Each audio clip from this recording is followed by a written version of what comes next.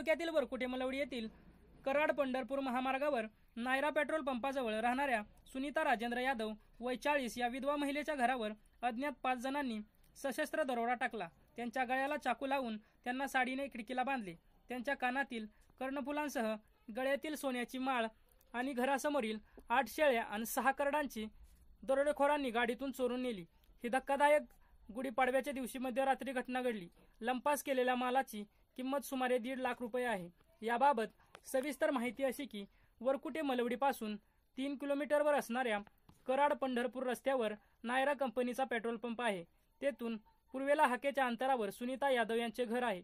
घरी आई आणि मुलगा दीपक दोघे राहत असून रात्री जेवण करून सुनीता यादव या घरासमोरील कट्ट्यावर शेळ्यांच्या गोठ्यानजीक झोपल्या होत्या, तर मुलगा शेतीला पाणी देण्यासाठी नजीकच्या शेतात गेला होता। रात्री 1:30 ते 2च्या सुमारास घरामागून 5 दरोडेखोरांनी घरात प्रवेश केला। दोघांनी सुनीता यांना जबरदस्तीने घरात नेले, खिडकीला बांधले व त्यांच्या गळ्याला चाकू लावून कानातील कर्णफुले काढून घेतली। त्यानंतर घरातील कपाट फोडून त्यातील सोन्याच्या माळांची माळ घेतली।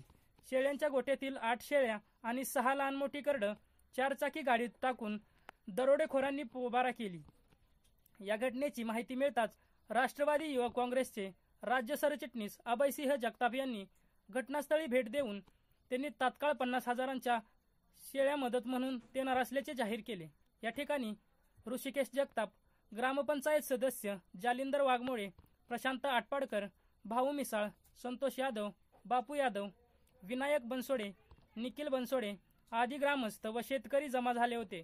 सहाय्यक पोलीस निरीक्षक अक्षय सोनवणे यांनी तातडीने दरोडेखोरांच्या शोधासाठी विविध ठिकाणी पथके रवाना केली आहेत। अधिक तपास बीट अंमलदार रुपाली फडतरे करीत आहेत।